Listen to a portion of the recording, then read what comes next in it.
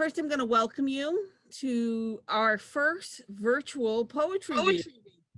So yay for signing up and coming. And I'm kind of excited. I hope it's going to go really well.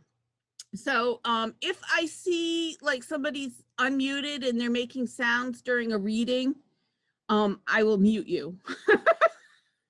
So just to let you know, don't get offended, but when it's your time to read, you might have to unmute yourself. Okay. And the first person we have reading is Joanne. And the title of her poem is The First Day of Spring, 2/15/21. It's when she wrote it, I'm assuming, not the first day of spring. All right. Thank you, Joanne. Do you want to mute everyone? All right. Then I'll unmute myself. Okay. Let me see here. Participants. Well, I'm missing my mute all. Let me see. It will be very mute. We could be responsible adults. You don't have to worry. Yeah, we could just mute ourselves. Okay. All right. That would be and if I hear better. any voice, I'll mute you. Okay. The first day of spring, February 15th, 2021. I have moved away from words, at least the spoken out loud ones, allowing consciousness to descend like a drop of water on a still pond. Today, it showed me the running of the sap, the buds and leaves forming within the stark, naked winter trees that are singing softly to themselves. Usually spring shows itself to me in the air long before it seems possible. This entrance into the inner life of trees is new, a sacred blessing. Wandering this earth, I am noticing the embrace of the sky, the birds, the moss, the ocean, my very breath singing me alive, just like the trees. It was my first day of spring. Thank you. Wonderful. That was lovely, Joanne. And I did find the mute all, so I'll start doing that. But then we that can't was lovely. clap. And I should have mentioned that the poets very kindly agreed to support a theme I was doing at the library. We were winging into spring. So the official name of this poetry reading is Words Are Wings. So I'm going to mute everyone and then you can unmute yourself. The next person reading is Tina. Okay, don't mute me because I don't know how to unmute. Okay, everyone will just be quiet. Okay, Tina. This one isn't quite so springy as it could be. It's called Spring Again. How slow you walk, you early spring days. New birds appear, hesitate, then finally begin their usual rituals of courtship, launch, chase and peck, lift and whirl, slow through the cool air like they only half remember how to do it. And we human animals also slowed down now, still fearful of venturing outside into a world of possibility. We eye all this wild flamboyance of flight with a certain jaundiced lethargy.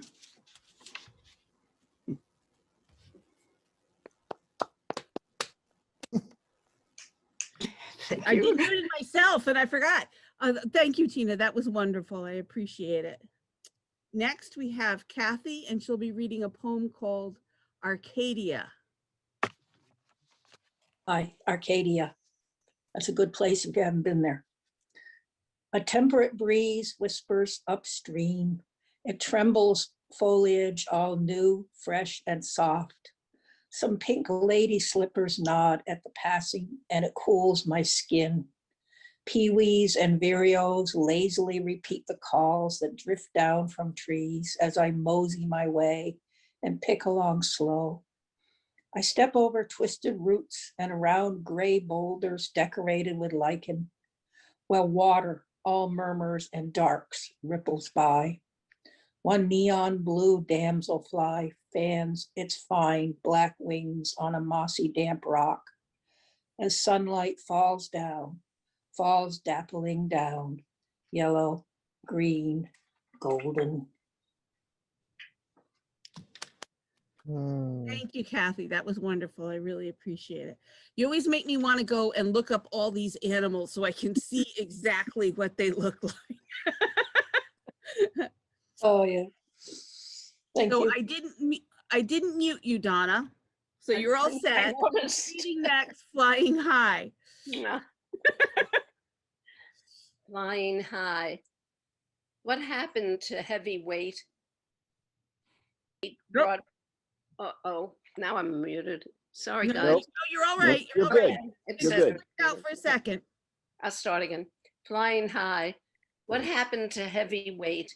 That solid freight brought by winter losses. What lets me move beyond the frosts, the shattered dreams fallen in the snow? I could not tell why I was deaf to calls from a nearby nest, a squirrel hurrying by. Yet in this new spring, my ears hear all the best. Simple joys searched too long, now show in an instant, shout out, ready to sustain me. I hear a bird talk to me. She will share her nest. She asks me to fly to lands lost long in the past. It is now clear the day will be fair. Perhaps my friend will let me stay with her until the seasons close. I cannot ask more. Meantime, I hope fears melt away in the bright sun of May as my friend lifts me up high to the cloudless sky. The rest can wait another day. Thank you. Oh, that's Thank you, wonderful. Donna. Thank you. The next person we have reading is Mike S. Okay, first of all, can you hear me? Yep. Yep. Perfect. All right. The title of the poem is Flying for Free. The coffee cup huddles in its own shadow, drained and slowly losing warmth. Handle releasing tension, saucer drying. A plate lies nearby and proudly displays rubble from a meal. Soiled napkin crumpled, fork and spoon looking for more. An ashtray sits to the side, wafting thin tendrils of white smoke that blow about in the breeze, glowing embers burning out. A chair scrapes back on the wooden floor. A departing suit hurries out the door. People to meet, things to do. The ceiling above releases a waiting fly, which descends in a flash and samples every crumb. Patience rewarded, a free meal once again. The table finally rests, and at the end of the day, lights are turned off, doors closed, time to sleep and dream of soups and flies. Thank you very much, Mike. Welcome. Oh, I should be doing this, huh? Okay. Michael, you're next. You're still muted though. I don't even see him. You're And Marilyn, can you hear me? I'm in Yep. Rhinebeck, New York with a terrible internet connection. Oh, well, you're coming through, Michael. Oh, beautiful. Okay. Not in mourning, groggy, skeleton stiff, mouth moth dry. I swing legs from bed to floor, my vision laboring to focus. It dawns again. I'm not ash in an unnoticed urn. I'm pleased to receive the gift of a morning. Birthdays bring focus to that blessing, as does each awakening, reminding there is no pause to the tick of time. Each stutter of the second hand lowers the balance until the clock winds out. So I'll take my morning walk, enjoy the frigid air as it cools my nostrils. For me, original sin would be failing to feel thankful for each morning, the sense, however delusional, that the night is not in sight as morning streaks across the sky. Thank you. Thank you, Michael. Next, we have Judy. Still so amazing. Title of my poem, Still So Amazing. How one early Alaska May morning, decades ago, before work, my scheduled flight lesson took the unexpected, though by then late on the learning curve turn, that all student pilots covet, yearn for, and have fear. Sun shining as I, yes me, took off alone, if only to circle around Merrill Field, come in, touch down, take off again. Second time around, bad bounce, shaky recovery, but up again climbed the little Piper Cub, me at the controls. A third pass, alas, landing for good this time on solid ground, where I both wanted to be, safe and proud, yet longed to leave, to soar again into my unknown. Very good. Thank you. Very good. And next we have Margie. And Marilyn, thank you so much for organizing this and dealing with I'm all so the. glad you guys are doing it. It's like nice seeing all your faces. Good. And the new ones too. Not mine. That's my husband. Emily, it's called Emily Says. Emily says the hummingbirds are back. She posts a photo with her pronouncement, and we rush to boil sugar water, get ready to hang red plastic feeders by the deck. It might as well be a choir of trumpets announcing, as has been foretold, spring's arrival, with waves of growth and familiar patterns of return, bloom, revival. In this strange year, at times an urgent sorrow overtakes me, and an endless winter seems possible. With earthquakes and fires, why not have the sun desert us, explode and leave us stranded? But no, if Emily, the prophet from Chepachet, says life goes on, it must be true. She knows when wildflowers bloom, pays attention to migrations and cycles, harbingers and toads. Hope rekindled.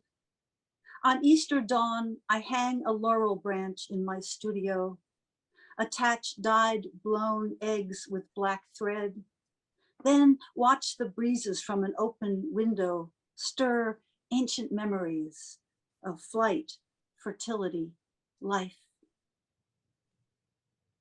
Oh, thank you.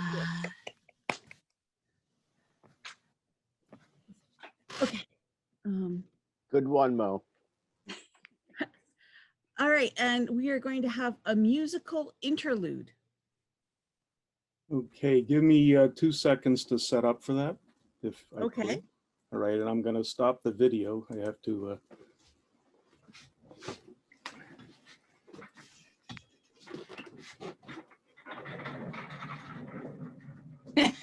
Sounds scary. Oh, you can still hear me, huh? Yeah. Okay. I That's just the have deal. to get.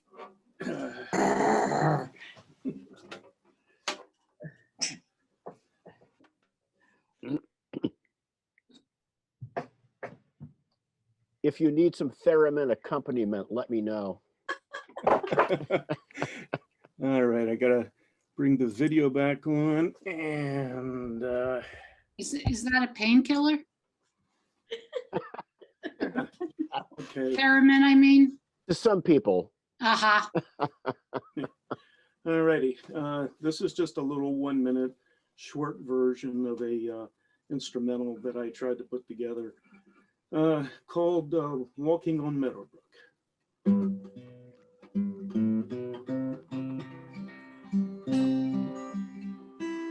Now, let me try that again. Little stage fright here.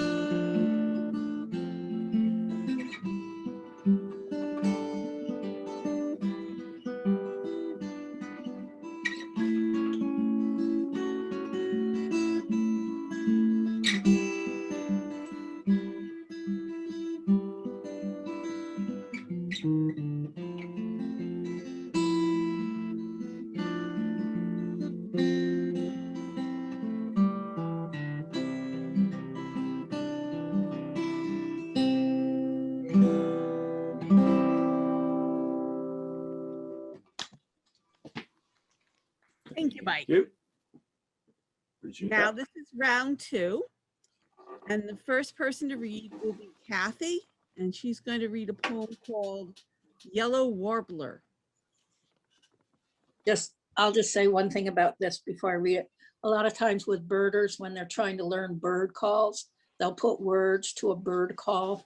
So that's sort of an explanation for something. Yellow warbler. Sweet, sweet, ever so sweet. You may be one who suspects the significance of these words, if not used to simply describe kittens, puppies, baby somethings, and food that tastes far too good, or as random terms of endearment. This not disregarding the fact that sweet is not a word I choose to describe my husband, and he, I am sure, won't use it for me. Indeed, I don't use it near enough. Yet even in frigid February, with 2 snowstorms every week, I can recall sun on my skin and new leaves green on the trees. Aromas of apple and cherry blossoms perfume the warm and soothing air when I walk through some lovely park. I listen to refrains above me that rain down from the canopy. Sweet, sweet, ever so sweet, a golden bird's song in the spring. I'm finally being quiet. Okay, the next we have Michael again, and he's going to read a poem called Ash. And you just need to unmute, Mike. Myself. This is for anybody who's ever had and loved a dog. It's called Ash. Excuse me. In the corner of my closet lies a stack of silver tins, ashes of the dogs with unobstructed access to my heart. Each tin bears a label in various stages of fade.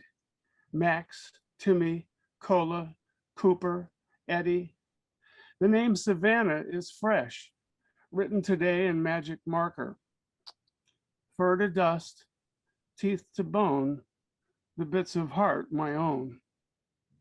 Worse than the wave of sadness that springs when I eye those tins would be never to have cupped their head in my hands at all, not to have known the bond that lacks all pretense, not to have bent the grass along the path to the park, as together, stride by stride, side by side, we made our way to the vast field. The creatures in those tins and I were made family by a vow taken with no possibility of separation, man and creature together forever, that promise to hold so long as life endured. Buddhists warn that stone is sand, that truth confirmed when I eye those tins. It makes me want to torch the heavens, scorch an angel with my endless rage, curse the God that dares take back creatures so harmless their intent. Fur to dust, teeth to bone, the bits of heart my own. Oh, Michael, I couldn't have read that without crying. That was beautiful. Thanks. Thanks, Mike. I teared up too, Michael. Next we have Mike with Ghosts from the Past. Okay, ghosts from the past. Ghosts from the past are with me still, walking through the corridors of my mind, visiting rooms marked private, and still finding old dreams of tomorrows yet to come, locked inside dusty cabinets on pale walls, waiting to be reopened and set free one more time. Thank you. Thank you very much. You're Mike. welcome. Next we have Donna to Janet, Larger Than Life. Okay, and it is for somebody who died this year, but excuse my voice. It's a very special day for me today, so I'd like to dedicate it to another person as well, and that's the person who gave me the gift of life and gave me my kidney 25 years ago today. So it's for both of them. For Janet, who was larger than life, if you don't like what you've become, don't choose a mirror or a magnifying glass, but consider the much larger world. Pick a pelican with its bigger than belief bill, an osprey whose wings protect its precious young, a condor whose flight just might be measured in movements, not moments. They are larger than life. Mirror them if you dare, and you can be them too before you fly away. Thank you. Good. Very good. Okay, next we have Margie, Flying My First Time. Before college, my father wanted to show me the Bronx, where he grew up. That's where I was headed, NYU. We had never been on a trip alone. Mom drove us to the airport. It seemed to take forever. I was tired and bored with his stories of his youth. But oh, the flight. Released from gravity at takeoff, the strange dropping in my body, the silence of speed, my father gripping the armrest, the pressure making us yawn, the earth out the window, the thrill and sadness of leaving, then sailing into and out of clouds, the sense of space, perspective, the beauty of this universe, the beauty of my life. Thank you. Oh, yeah. Stuff. And now we have Tina, My Most Amazing Flight. Actually, it's kind of a duplicate with a twist for Margie. My most amazing flight. Finally, it's too much for us, my old parents, that long drive back to school. My mom drives me to the airport, bundles me onto a tiny plane. As I sit ready to leave, with some trepidation, I realize that behind my back, she has just taken out life insurance on me at a kiosk conveniently placed in the waiting room.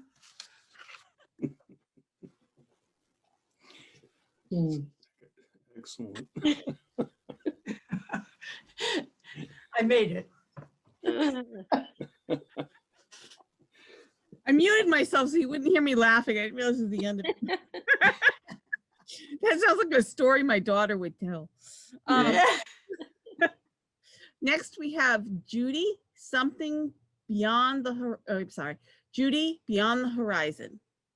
Okay, and I can't help but editorially say before starting that both Margie and Tina should be glad that they didn't have student pilot me. My first poem, on their first flights. Okay, so I'm not flying in this one in the air. Okay, it's called Beyond the Horizon. All she knew when she spontaneously leapt up from her safe chair at Land's End and dove deep into unknown waters. Out of this poem, away from this photo so filled with promising blues and pinks, newborn colors, was that she would get where she needed to be, with many stops along the way, where fingers of land would welcome her briefly ashore, nurture her body and mind, give her time to breathe, refocus, and move on toward making a better world for those who someday soon would swim behind her. Very nice. Thank you, Thank you. Jude. And now we have Joanne with Something Rare. Oop, there you go. Something rare. Where'd she The go? moment we locked eyes, we knew. So we stepped out of the circle, drove to your wild and irreverent apartment, inspected every last feather and bead, turned over bones and rocks, looking for clues to this magic, made love and slept. You took me for walks by the river, pointing out the ghosts of pylons, creating an underwater world.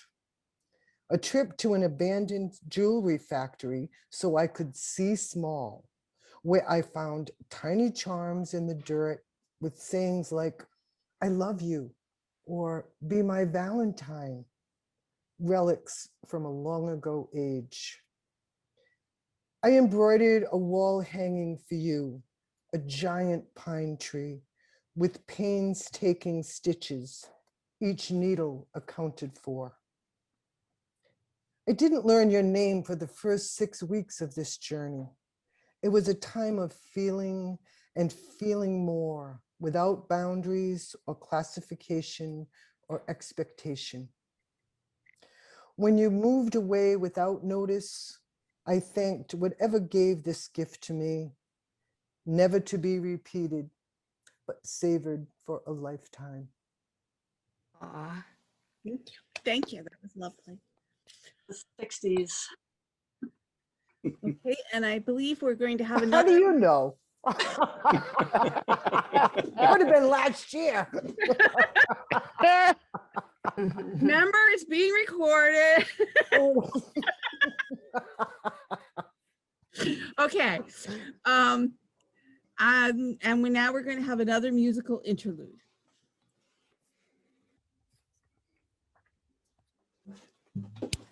Alrighty.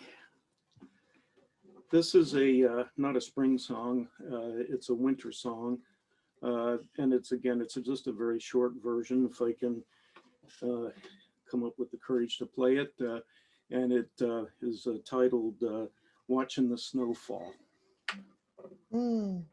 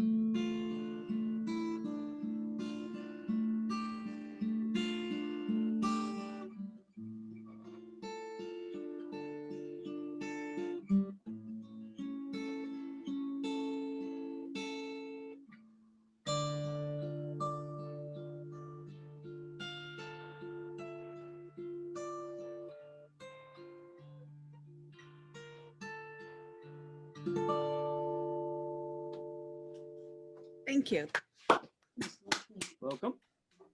And Did now you write that? I'm sorry, Mike, did you write that? Yes, I did. Beautiful. Just it was beautiful. lovely.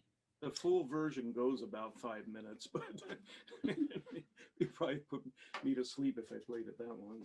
But And now we're going to have our open mic session. And the first person I have listed is a Meredith Bartlett, but I haven't seen that person. So we're going to go on to Moza. So, okay. So Moza, if you'd like to read your poem. Okay.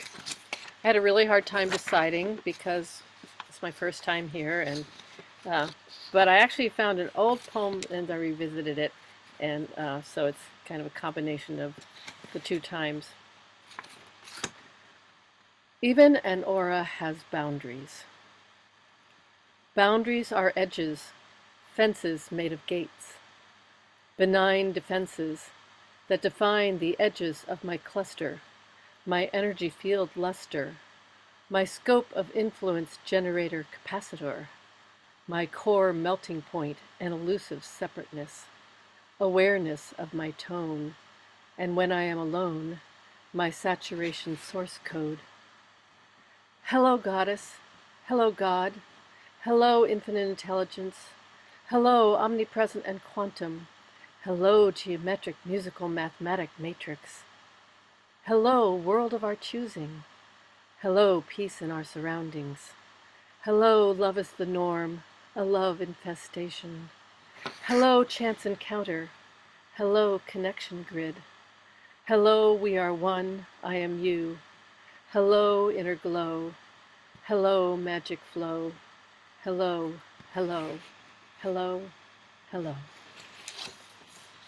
Thank you. What a great poem for a new group. Thank you so much. Thank you. And then Jacqueline, I believe you had signed up to read. I did. This is my first time ever, I think, reading a poem to more than one or two people, maybe even one person. So I hope I can get through this. It's entitled Oakmogi National Monument, and it's dedicated to my brother who passed away in late August. And I wrote this poem for him in early August. And this Oakmogi National Monument is a tract of land that is set aside to preserve the land where indigenous and native people lived on the banks of the Oakmogi River in Macon, Georgia, which was my hometown. And we used to visit there as children all the time. And, you know, it became a kind of a mystical and magical place. So I want to dedicate this to my brother. Oakmogi National Monument.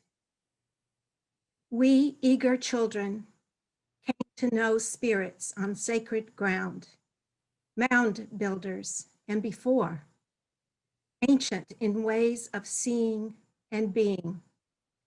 We carried gifted secrets into a profane world and to our forever lives. We are children of the mounds and the woods. Voices of those before us join. Now in spirit, we are one. Bravo. Oh, Jackie, that's Yeah. beautiful. Thank you. And next, I think we have Martin. And just remember to unmute, Martin. Yes, ma'am, I will unmute. Jackie, Sorry, I didn't want to be offensive, but Jackie's my girlfriend. I just have to say that. And Jackie, thank you. That was really beautiful. good job. Before I read this poem, I want to acknowledge Judy here. I took one of Judy's poetry classes at Ollie, and it was about Native Americans and the indigenous schools. And it was a very, very great class. Thank you, Judy, so much for that. And so anyway, this is a poem I wrote for the class. And even though it doesn't feel like spring, it's always spring for the Native people, because it's always a beginning and never an end. So this is a poem concerning Native people sent to Indian schools in order to destroy the Indian in them. Red Cloud lived during that time, the time of the massacre of Wounded Knee. The name of the poem is called Hair on the Floor. Hair on the floor, inflicted wound, a racism institutionalized at school, on the reserve, harshly treated for acting Indian, wrapped in a blanket. 500 years, and still the looting, the grave robbing of sacred objects, defacing ceremonial places, fenced, bought, trafficked, marketed, exploited for profit, sold as art, an antiques roadshow offering. In the name of science, exhumed or otherwise desecrated by drilling, mining, and pipelines laden with fracked blood, laying waste to all that is sacred. But at Standing Rock, a resolve compelling one to listen, we are still here. Red Cloud in all his glory. Oh, Martin, that was great. Yeah. Thank you. Thank you very much. Mhm. Well, thank you all for joining us. Did you guys want to talk a little bit about anything or discuss some of your reactions to some of the poems, or did you just want to say goodbye? I want to say that I feel really happy to be here, and I know I never met any of you, but there's a familiarity with all of you that in hearing your pieces that was really comforting to me over here, and thank you so much. Thank you so much for joining It us. was nice to meet you. Thank you. We have a writers group here at our library, and it's once a month, and I've joined that, so I'm starting to take myself more seriously as a writer, and it's no feedback. Everybody just reads, and so it's nice to be part of a different group. And Is it here, at the Narragansett Library? no, I'm on San Juan Island, Washington. I'm on the West Coast. I'll be over in a minute. So much for me inviting you over for tea. Yeah. Yeah. Virtual tea. I just want to say There you go. what a treat it was to hear Jackie's. Jackie is my violin partner. We get together around Christmas time and pretend that we're going to play carols, but we end up just talking and drinking white wine. But I've been urging her to write. She is a poet. She's all, she has that in her and in her past. And I even gave her a notebook, like arm twisting. But so it was really brave and wonderful of you to read. And it's a very beautiful way of honoring your brother. So I'm really happy. Thank you so much, Margie, for that. And your notebook is in the drawer by my bed with a pen handy, and it's got many poems scribbled in it. And so I thank you for helping, encouraging me. Of course. Well, as long as we're all thanking everybody, way to go, Mike, for the guitar interludes. That was great. What a nice addition. Thank you. That was lovely. Well, thank you so much for coming and joining us. It was really good to see your faces, and it was really good to hear your poetry. I really enjoyed it. Can I say one thing? I just want to say one thing, because there's so many people that go, oh, I hate Zoom, or, and then you see a gathering like this and feel, it's all what people bring to the meeting that makes it. And thank you, everyone. Everybody brought their A game. So no, I really appreciate it. Thank you so much. Can I say one thing, quick? Marilyn? Yeah. Sure. I just want to say thank you, Marilyn, for setting it all up. Oh, and you're welcome. whoever else is involved. And I want to say it's great to see everybody. And I really enjoyed listening to your poems. Thank you. Thank you. You. And I a lot just of lot of gifted writers here. Really beautiful. Oh, great, great. Yeah. And despite fear, it was great being seen. You're very brave. Did you want to, Carrie? Was it Carrie? I did. I just wanted to thank Margie for forwarding me the email so that I was able to join this wonderful, not even hour. I wish it would go on for longer. And it's I'm in such a transitional point in my life, moving, and I can't even find a notebook, but it's been inspiring to me to, and it's going to make me try and sit down and actually put some paragraphs together that make sense. And I hope next time I'll have something to read. And if I don't, you'll at least know I'm working on something. So thank you for all of the wonderful things that I heard today. Just a huge, it's amazing what a diverse mixture of topics you can get all on the same theme and feelings as well. So I always find that fascinating. So thank you. Thank you again. I always enjoy spending time with talented poets and hearing your poems, and you guys and having everybody share poetry is very lovely. Thank you very much. And well, I hope we can do it again in the summer. Wait a minute, I have something to say. All right. Marilyn Sherman herself is a poet. I thought you were going to read. Marilyn has been in our group off and on when she's had the time and the passion to write poetry. And she always has an open invitation to join us again. I actually was going to read something, but this is going to sound so stupid, but I'm changing file cabinets right now. And I have all my files packed in a box that I'm like in the process of moving the two. And I'm like, I can't find it. I can't find my poetry folder. Well, Marilyn, in addition to the fact that I know what a wonderful writer you are, you come up with some pretty wild excuses. Yeah. No, I can totally relate, Marilyn. Thank you. Totally relate. Thank you. Okay. And I hope we can do this in the summer.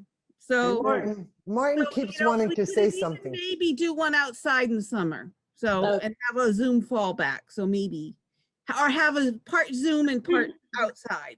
I don't know. Think about it. Before you go, Marilyn, sorry about my voice. I heard a rumor that this was going to be made into a YouTube for the library. Yes, I am recording it. And then we're going to probably edit a little bit off the beginning. And then we're going to post it on the Narragansett Library YouTube channel. And I will be sending out a link to all the names I had signed up in the poetry group. Super. Thank you. Okay. Cool. Thank you. All right. So thanks again. It was great seeing you. Bye, Marilyn. Bye, buddy. Bye.